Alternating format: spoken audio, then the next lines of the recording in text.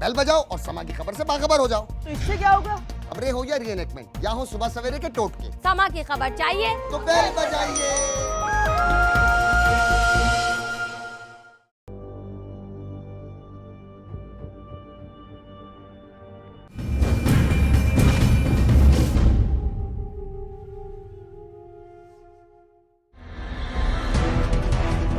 वो दोस्तों का भी दोस्त था और दुश्मनों का भी दोस्त बनाना जानता था। बहुत दिल वाला था, उस जैसा कोई दोस्त नहीं देखा आज तक। शहजाद दोस्तों के लिए जान देता था। किसी को शहजाद से कोई शिकायत नहीं थी, बल्कि वो तो मोहल्ले का हीरो था। शहजाद भाई तो बहुत प्यारा और भला बंदा था। रोज शाम को आकर हमको यहाँ चाय पिलाता था। सॉरी सर, मेरी बहन अभी बयान देने के काबिल नहीं है।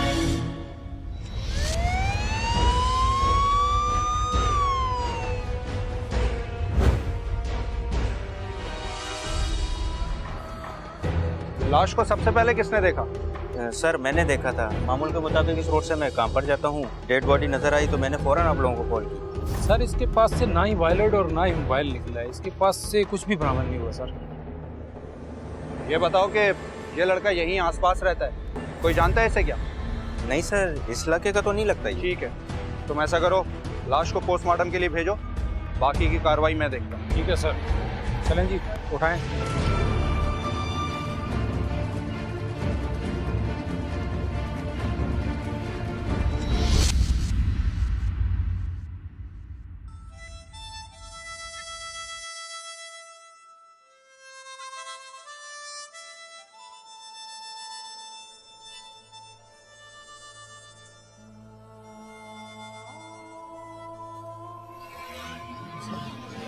अब शहजाद को देखा आपने?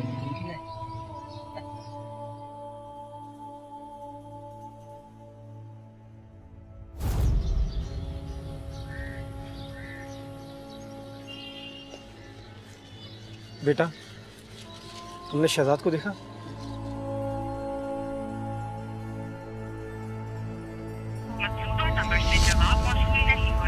आखिर इसका नंबर बंद क्यों जा रहा है?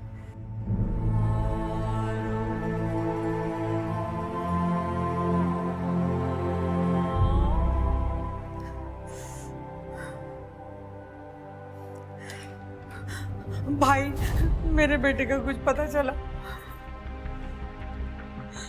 नहीं भाभी, लेकिन आप परेशान ना हो। अल्लाह ने चाहा तो हमारा शहजाद जल्द मिल जाएगा। लतीफ़ भाई कहाँ है? लतीफ भी सुबह से निकले मैं उसको देखने के लिए, लेकिन अभी तक कुछ पता नहीं चला। मेरा बेटा कहाँ चला गया भाई? अब भाभी तसल्ली रखें, हम कोशिश कर रहे हैं ना, इंशाल्लाह ढूंढ लेंगे उसे। आइए। सॉरी। शहजाद को देखा आप लोगों ने?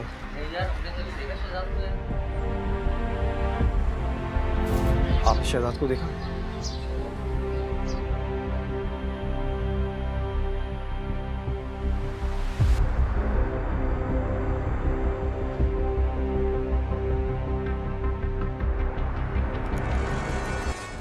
सामना मकतूल की उम्र 24 से 25 साल होगी और उसे बहुत ही बेईमाना तशद्दुद करके मारा गया है और खून में नशावर अशिया के असरात भी मिले। अगर सिडेटिव्स के ट्रेसेस पाए गए हैं तो इसका मतलब है ये कत्ल बाकायदा प्लानिंग करके किया गया है। जी, और हाँ मैम, लाश 8 से 9 घंटे पुरानी है। इसका मतलब हुआ कि कत्ल 14 और 15 दिसंबर की रात 11 से 12 बजे के दरमियान हुआ। अच्छा, लाश की शिनाख्त हो गई? जी हाँ, मकतूल की मिसिंग कंप्लेंट 14 दिसंबर को तैमूरिया थाने में दर्ज हुई है और मकतूल की शनाख्त शहजाद के नाम से हुई है, जो एक मुकामी दुकानदार का बेटा है। हमने अहला खाना को भी इन्फॉर्म कर दिया। ओह अच्छा, चलें ठीक है। खाला के घर पे भी नहीं।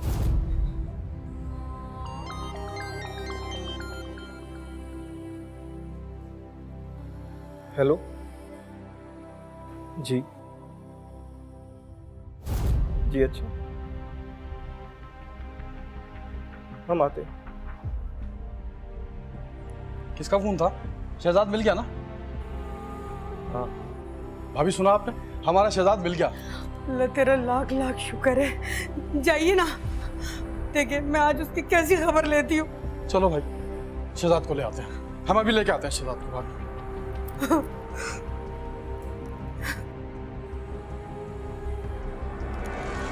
मकतूल की शनाख्त मकतूल के वालिद और उसके चाचा ने कर दी।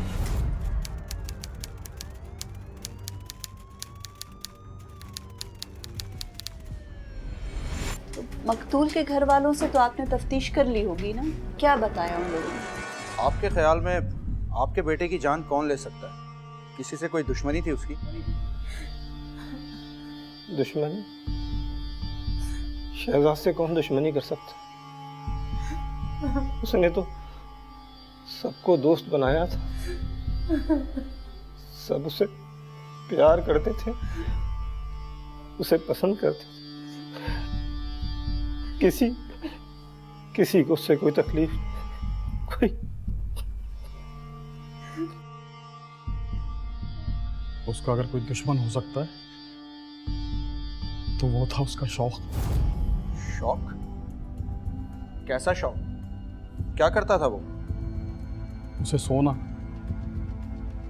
महंगे कपड़े और कीमती घड़ियां पहनने का बहुत शौक था।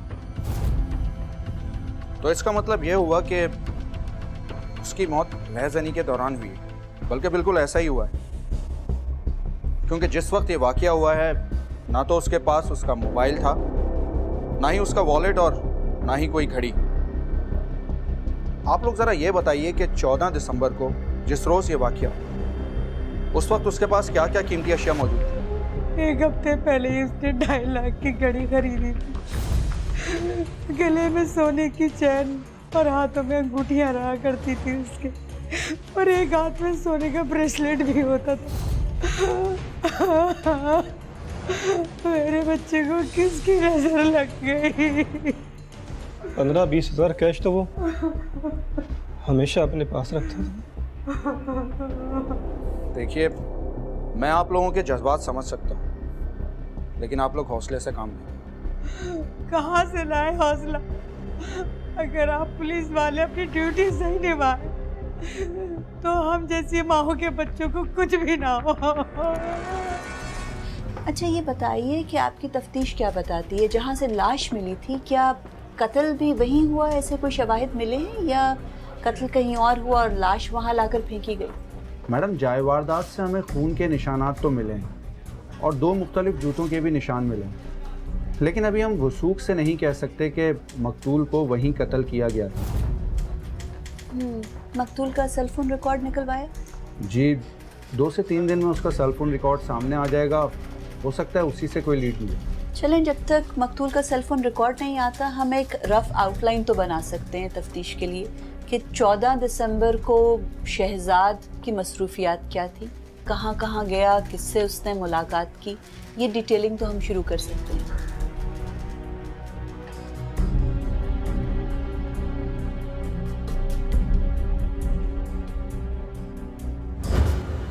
ताज़ीरात पाकिस्तान की दफा 321 के तहत अगर किसी शख्स की नीयत किसी को हलाक करना ना हो मगर इसके किसी अमल से किसी की हलाकत वाक़े हो जाती है तो इसे कत्ल बिल सबब का मुर्तकिब करार दिया जाएगा और दफा 322 के तहत इसे दीद अदा करना होगी।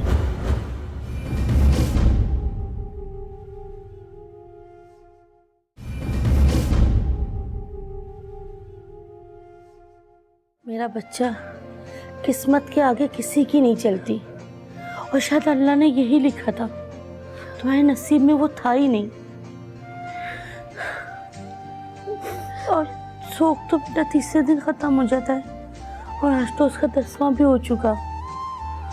कुछ खा लो, कब तक ऐसे बैठी रहोगी? आप भूल सकती हैं, आपका क्या लगता था वो? तो तेरा क्या लगता था वो? अम्मी ये खुद को शहजाद की बेवा पोज कर रही है। अहमक लड़की।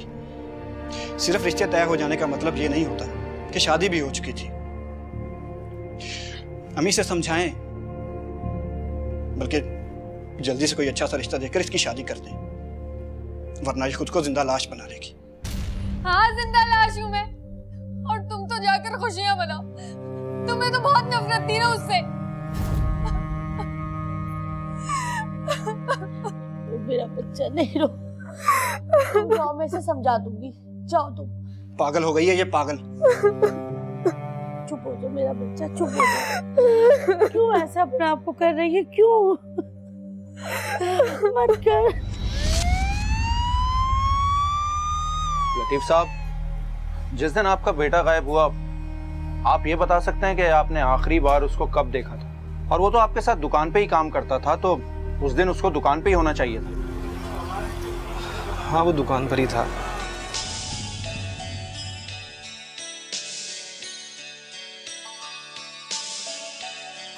बाबा, मेरे पास पैसे ख़त्म हो गए, कुछ पैसे चाहिए। अरे बेटा, गले में से ले ले जितने चाहिए।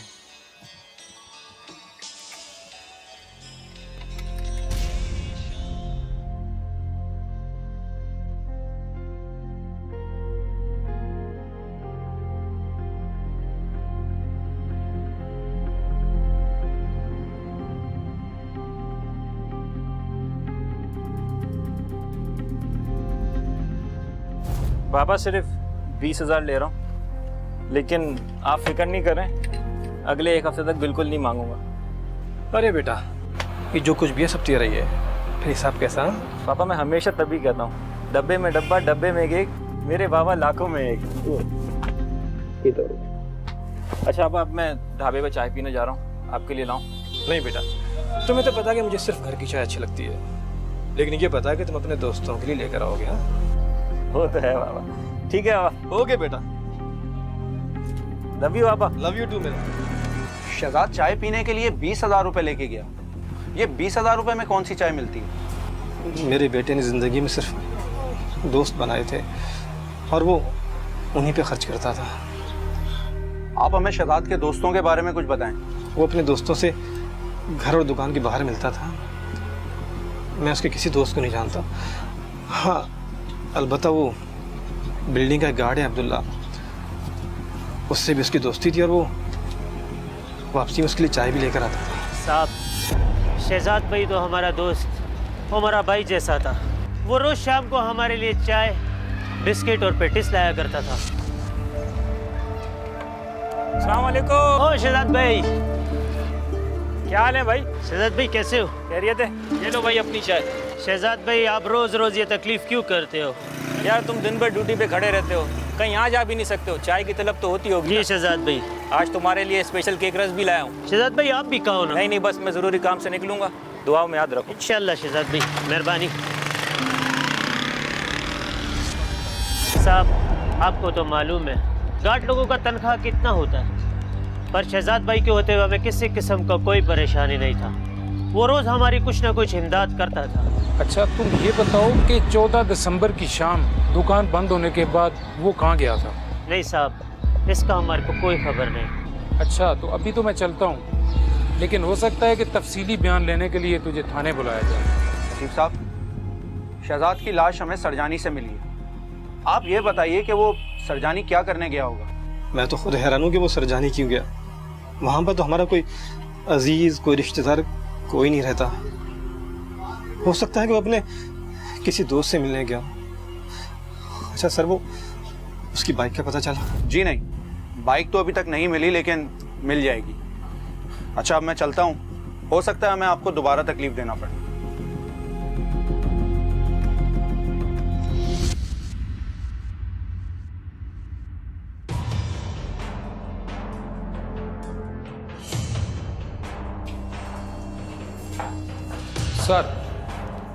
सर, मकतूल शहजाद की बाइक मिल गई है। अच्छा, कहाँ से मिली?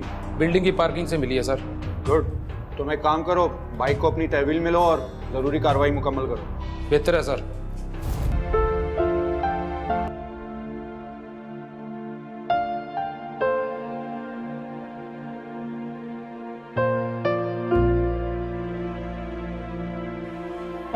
अरे बेटा, चूल्हा तो जलाओ।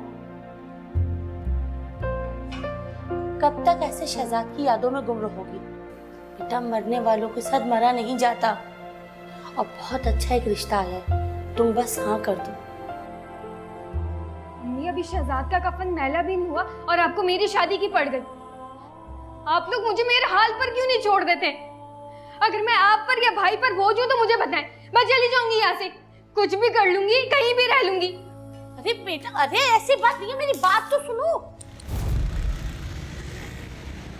तो शहजाद की बाइक उस बिल्डिंग की पार्किंग से मिली और शहजाद की लाश दूर सुरजानी के इलाके से। आपकी तफ्तीश के मुताबिक तो शहजाद का कोई मिलने जुलने वाला उस बिल्डिंग में भी नहीं रहता था जहाँ से बाइक मिली। सुरजानी के इलाके में क्या उसका कोई दोस्त रहता था? सुरजानी क्या करने गया था? अकेला गया था, किसी के साथ गया था? क्या तफ्तीश बता रही है? आपने उसके दोस्तों से पूछताछ की है? जी मैडम, इसके दोस्तों की तादाद तो इसके पेरेंट्स को भी मालूम नहीं है। इसके एक दो दोस्तों का पता चला है, उनसे हमने पूछगछ की है और उनका कहना है कि शहजाद से तो आखिरी बार मैं 1.5 महीने पहले मिला। मैं खुद शहर से बाहर गया हुआ था, कल ही वापस आया हूँ और जैसे मुझे शहजाद के बारे में पता चला तो मैं खुद हैरान रह गया। इन दोस्तों को तो हमने चेक किया है लेकिन वो क्लियर हो गए। तो अभी तक हमारे पास कोई क्लू नहीं है। आप कह रहे हैं कि जिस बिल्डिंग में उसकी बाइक पार्क थी वहाँ के कैमरास ख़राब हैं, लेकिन उस बिल्डिंग से लेकर जहाँ से उसकी लाश मिली है इतना डिस्टेंस है, कहीं ना कहीं तो कोई कैमरास नस्ब होंगे। हो सकता है कहीं किसी कैमरे में नज़र आ जाए कि शहजाद किसके साथ गया था या उसकी लाश को वहाँ किसने ठिकाने लगाया। उस इलाके में कोई दुकानें भी नहीं हैं, कहीं आपने चेक किया? जी मैडम, हमने चेक तो किया लेकिन अभी तक कोई चीज़ सामने नहीं आई। उसके सेल फोन रिकॉर्ड का क्या पता चला? हमने उसका सेल फोन रिकॉर्ड चेक किया है। उस दिन 14 दिसंबर को शहजाद ने अपने दोस्त जुनेद को रात 10:30 बजे कॉल की और फिर 10 मिनट बाद उसने उसको दोबारा कॉल की और उसी दिन शहजाद के चाचा की भी कॉल उसके पास आई।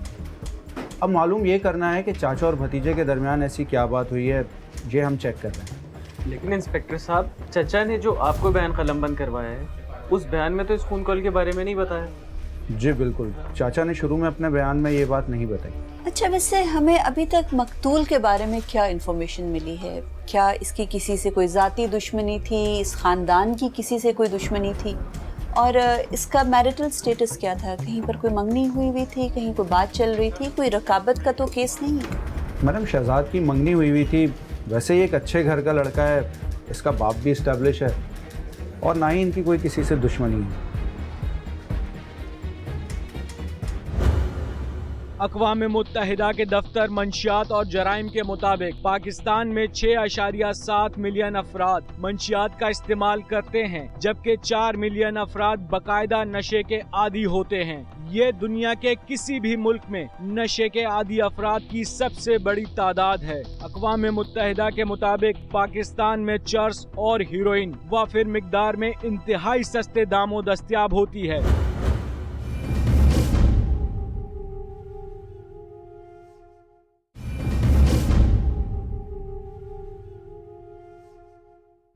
हाँ जी, देखें आपने मुझे याद दिलाया तो मुझे याद आया। उस दिन मैंने शाम को शहजाद को कॉल की थी। दीवाना सपनों में रोज। अरे कौन है?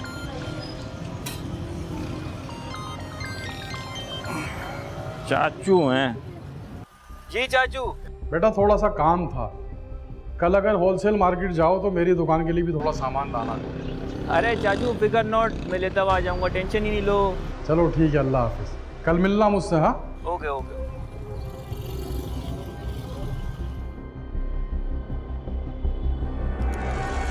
आपने इस फ़ोन का अपने बयान में जिक्र क्यों नहीं किया?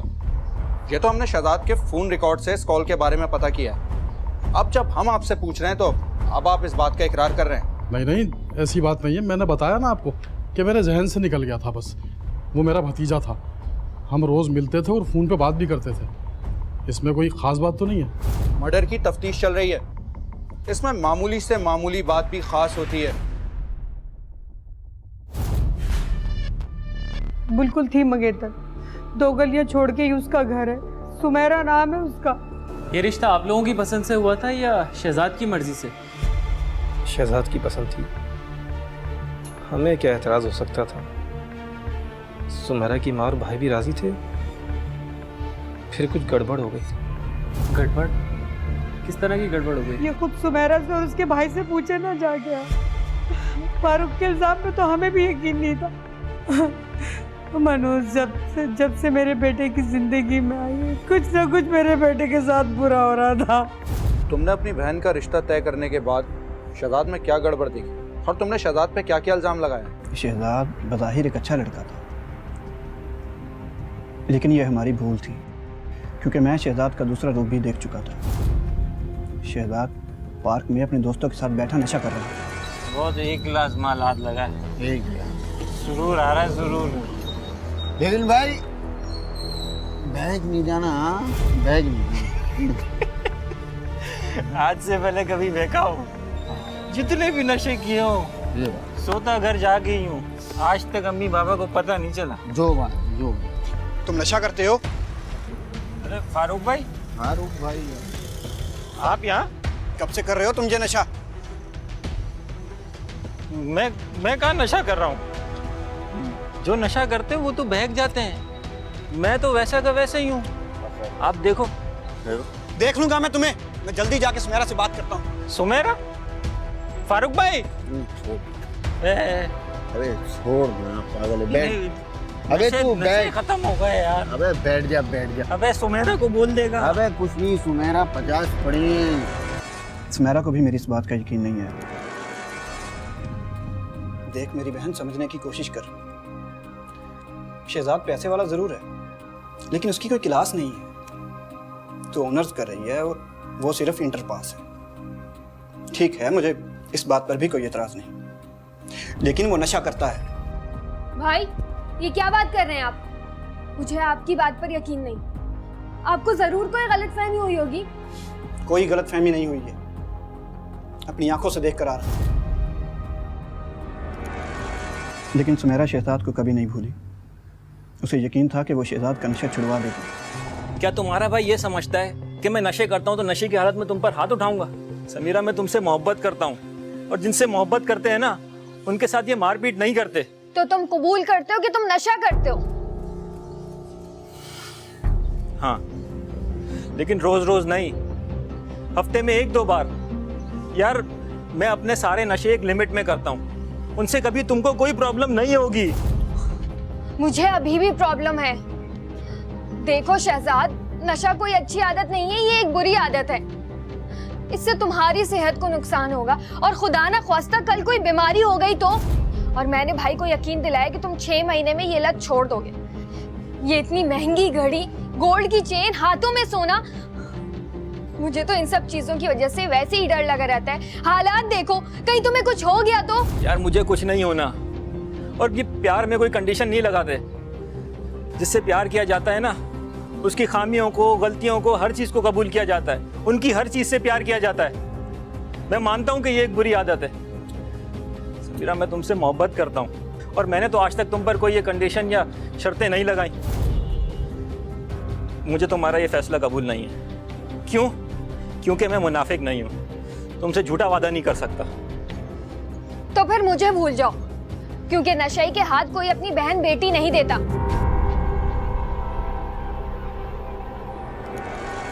अब वो तो नहीं रहा, लेकिन मेरी बहन ने खुद को जीते जी मार लिया है। मैं तो कुटता रहता हूँ उसे देख देख कर।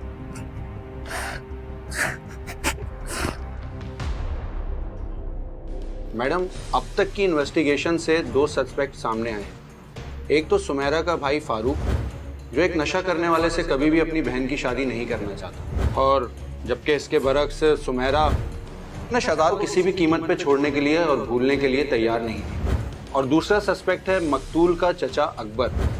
उसकी दुकान भी उसी इलाके में है जिस इलाके में मकतूल के बाप की दुकान है, मगर मकतूल के वालिद लतीफ़ की दुकान ज़्यादा चलती है और वो ज़्यादा स्ट्रॉन्ग है।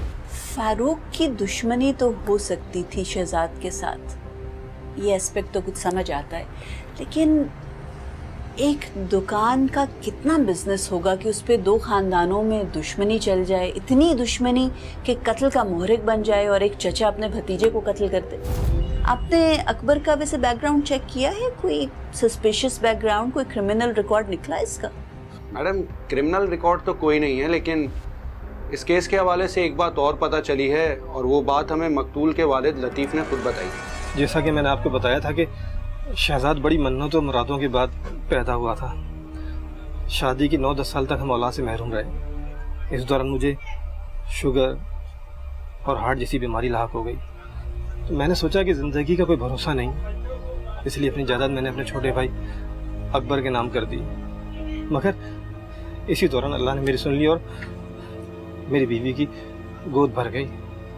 फिर जाहिर सी बात है कि जो कुछ था मेरे बेटे का ही था। मैडम, ये शहजाद की हमें लास्ट सीसीटीवी फुटेज भी मिली है, ये आप देखिए।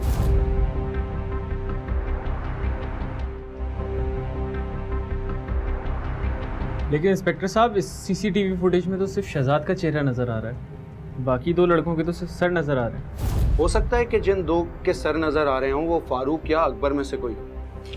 आपने वैसे इन दोनों लोगों से पूछा था कि ये वारदात के वक्त कहाँ थे? इनकी कोई बयान की तस्दीक कराई गई है? इनके पास कोई एलिबाइज हैं? मैडम, फारूक और अकबर ने अपने बयान तो कलमबंद करवाए, मगर उनकी अभी तक कोई तस्दीक नहीं हो सकी। इस सीसीटीवी फुटेज को तो देखकर ये लग रहा है कि इस वारदात में एक से ज्यादा लोग इन्वॉल्व हैं। और इसके अलावा जो मकतूल शहजाद के सेलफोन से आखिरी कॉल की गई थी उसके किसी दोस्त को, उस दोस्त को आपने ट्रेस किया, उससे पूछताछ की? जी हाँ, जुनेद हमें मिल नहीं रहा था, मगर अब वो ट्रेस हो गया और हम आज ही उससे पूछगछ भी करेंगे।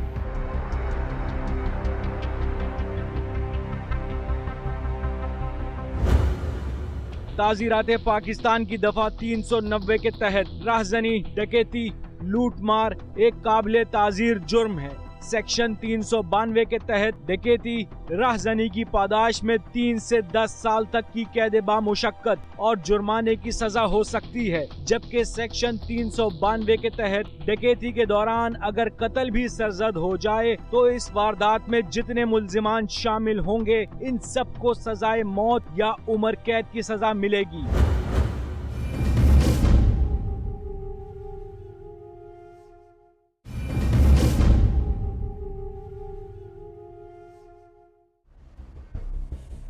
जी इंस्पेक्टर साहब, उस रात शहजाद की कॉल मेरे पास आई थी।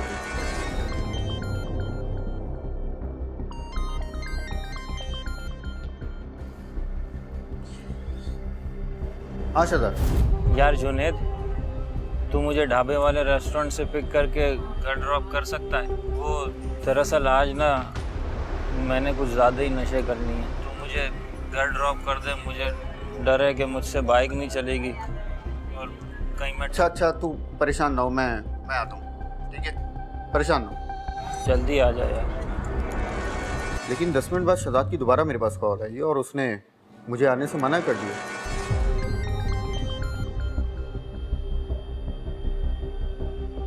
हाँ शहजाद, यार तू 10 मिनट वेट कर, मैं बस आ रहा हूँ। नहीं जुनेद, बात सुन। मैं जो है खुद को थोड़ा बेहतर महसूस कर रहा हूँ। तू एक काम कर, अब मत आ। श्योर? कहीं बाइक तो नहीं ठोक दोगे? अबे नहीं, अब मेरी जो है आंखें भी होश में, कानों से भी सब सुनाई दे रहा है। मैं अब खुद से बाइक चला लूँगा।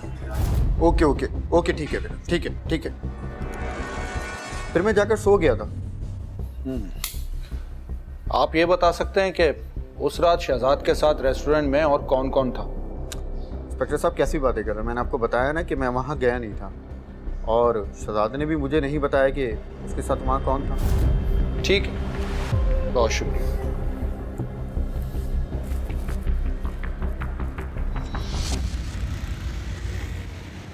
चले, एक बात तो कंफर्म हुई कि शहजाद उस रोज़ इस होटल पर गया था।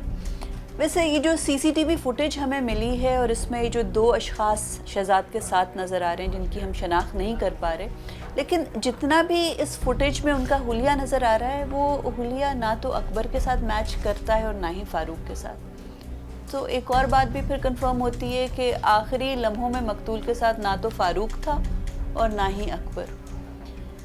फिर बाकी मेरा ख्याल में सस्पेक्ट्स जो रह जाते हैं, अगर वो किसी के साथ कहीं गया था सुरजानी तक, तो वो उसके दोस्त ही रह जाते हैं। आप ऐसा कीजिए कि अगर शहजाद के इन तमाम फ्रेंड्स की तस्वीरों के प्रिंट आउट्स निकाल लें और उस होटल में और उसके इर्द गिर्द जो दुकानें हैं उन पे वो तस्वीरें दिखाएं। हो सकता है किसी की रिकलेक्शन में आ जाए कि शहजाद उस रात किसके साथ वहाँ आया था। शायद हो सकता है उस होटल के वेटर्स भी पहचान जाएं अगर फुटेज दिखाएं हम तो।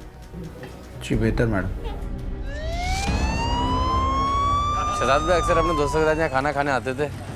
उस दिन उसका दोस्त यूनुस भी था और उसके साथ एक लड़का और था जिसको मैं नहीं जानता। यूनुस का एड्रेस है तुम्हारे पास? सर आप यहाँ से सीधे जाएंगे ना, चुरंगी है।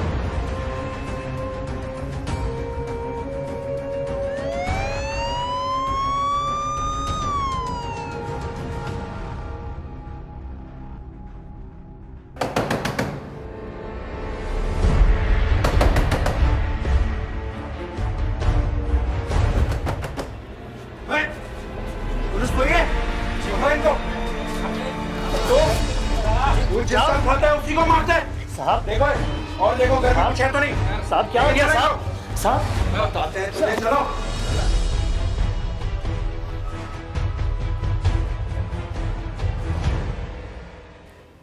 साहब आपको कोई गलत फहमी हुआ साहब। ये हमारा भाई यूनुस है, हमसे मिलने आया। और साहब आप मुझ पर इल्ज़ाम लगा रहे हैं, वो भी शहजाद भाई के कत्ल का। ये कैसे हो सकता है साहब? वो हमारा दोस्त नहीं, हमारा मोहसिन भी था। ज्यादा कहानियां मत सुनाओ। मकतूल की घड़ी, सोने की चेन, अंगूठी, सेलफोन, वॉलेट, सारा कुछ तुम लोगों के घर से बरामद हुआ है। बताओ, इतना मोहसिन था तुम्हारा तो कत्ल क्यों किया? शहजाद का महंगा वाला फोन, उसकी सोने की चेन, सोने की अंगूठी और उसका वॉलेट, उस पर तुम्हारी नजर थी। उसमें पूरे 20,000 रुपए थे। और ये बता कि ढाबे से शहजाद को कहां लेके गया था तू? कहां जाके तूने मारा है उसे? सच सच बता। साहब हमने कुछ नहीं किया साहब। साहब बता बता, शहजाद का कत्ल किया तूने? बता। साहब मैं शहजाद का कत्ल नहीं करना चाहता था, वो यूनुस और अब्दुल्ला ने किया है। साहब मैं बेगुनाह हूँ, सारी साजिश उन दोनों की है। वो दोनों भाई उसका कत्ल करना चाहते थे। बता क्या वजह थी? बता कत्ल क्यों किया तूने उसका? साहब उसकी सोने की अंगूठी और चेन और कुछ पैसों की वजह से हमने उसका कत्ल किया है। साहब मेरे भाई को नहीं मारे, इनका कोई कसूर नहीं है। ओ, तो इसका मतलब है ये सब कुछ तूने किया है। चल सच सच बोल, सच सच बोल, वरना हमेशा के लिए खामोश कर दूंगा। बता। सर बताता हूँ साहब। बात यह है कि शहजाद अब्दुल्ला भाई के दोस्त थे, फिर उनसे मेरी भी मुलाकात हो गई और वो मेरा भी दोस्त बन गया।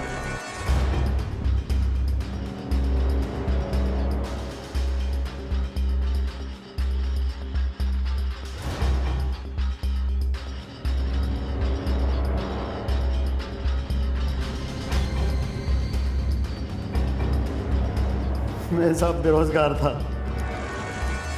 मुझ पे कर्जा भी बहुत चढ़ा हुआ था। फिर मैंने शाहिद के साथ मिलकर शहजाद को लूटने का प्लान बनाया। शहजाद को लूटने का मतलब था एक ही दफ़ा में 1.5 से 2 लाख हाथ आ जाना।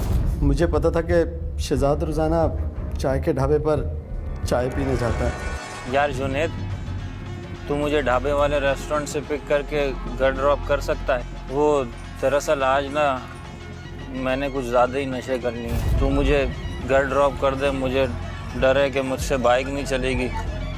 जल्दी आ जा यार।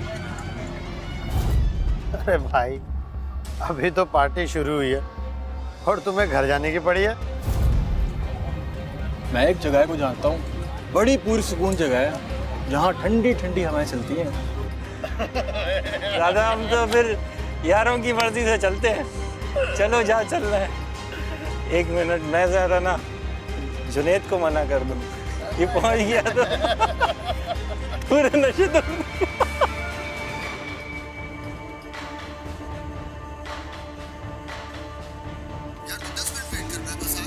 नहीं नहीं नहीं जुनेद, बात सुन, मैं जो है खुद को थोड़ा बेहतर महसूस कर रहा हूँ। तू एक काम कर, अब मत आ। बाइक तो नहीं ठोक दोगे? अबे नहीं नहीं, अब मेरी जो है आंखें भी होश में, कानों से भी सब सुनाई दे रहा है। मैं अब खुद से बाइक चला लूँगा। चल ठीक है।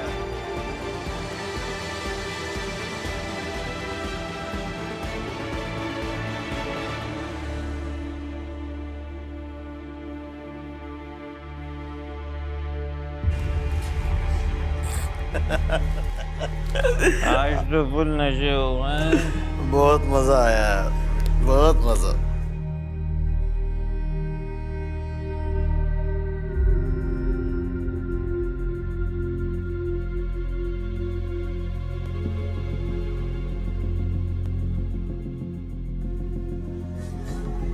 कार्रवाई डालूं?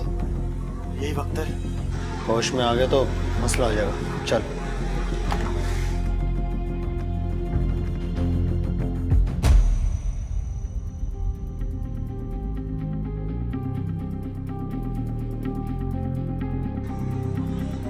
अरे बाबे, 1000 के नोट।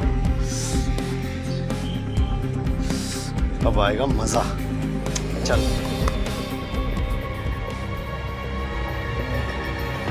तुम लोग सालों कमीनों मुझे लूट रहे हो।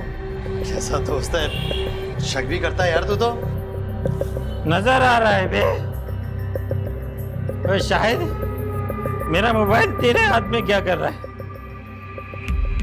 यूनुस, मैं तेरे भाई को बताऊंगा। तुम लोग मुझे नशे करा के आउट करके लूटने का प्लान बना रहे हो, लेकिन ये याद रख यूनुस, मैं कभी आउट नहीं होता। मैं तेरे भाई को बताऊंगा, पुलिस में बता के तुम दोनों को गिरफ्तार करवाऊंगा। कमीना तो तू है बे, बेहोशी की एक्टिंग करके धोखा दे रहा था और कहता है कि अरेस्ट करवाऊंगा। अबे जिंदा रहेगा तो तब बोलेगा ना किसी को। मुझे हाथ लगाया ना तो छोड़ूंगा नहीं। तुम